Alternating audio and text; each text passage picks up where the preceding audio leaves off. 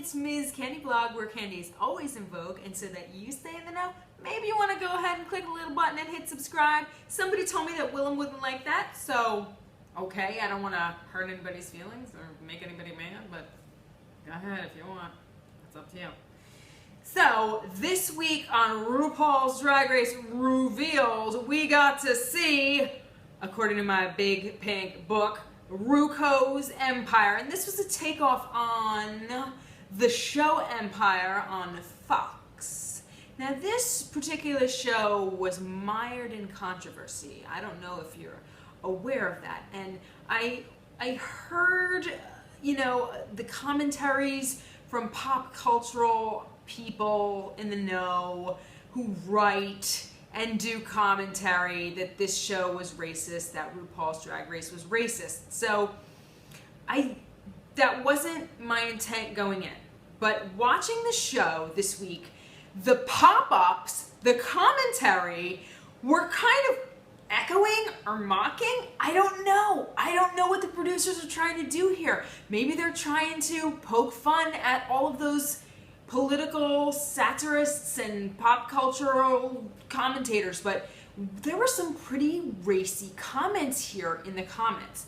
So, first off, the first comment that had me reeling was, "It's cookie time." And interestingly enough, they had RuPaul pop up, and he was taking a bite out of a cookie. Not just any cookie. Not just any cookie. They had a black and white cookie. Now, is this coincidence? I don't know, and I'm not saying that they did this on purpose, but I find it really interesting that it was a black and white cookie. For those of you who don't know, I'm from New Jersey. I live in New York City. And a black and white cookie is a cookie that has a, brown frosting on one side and white frosting on the other side, and they call it a black and white. My mouth is actually watering. That's a black and white cookie. And so Ru was taking a bite out of a huge black and white cookie that was like the size of his head, okay, that big, which is really odd because if you listen to RuPaul's podcast, you know that Ru has a thing with eating. He doesn't like to watch people eat. He doesn't like to eat in front of people, which I'm a candy vlogger. I could only imagine what he would think of me. But enough said. Anyway, moving on. So that was the first interesting moment. And then Ru said they divided them into teams of two. Okay. They had two different teams that were going to do scripts for RuCo. And they had the Naomi team and the Nyasha team.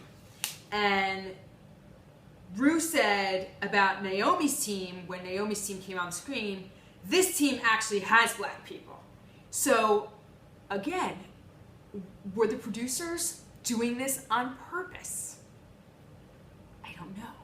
But further to this point, okay, at the very end when they're judging, they were judging and the judges were left to deliberate, and they were talking about her milkshake brings all the boys to the yard, the Keyless song.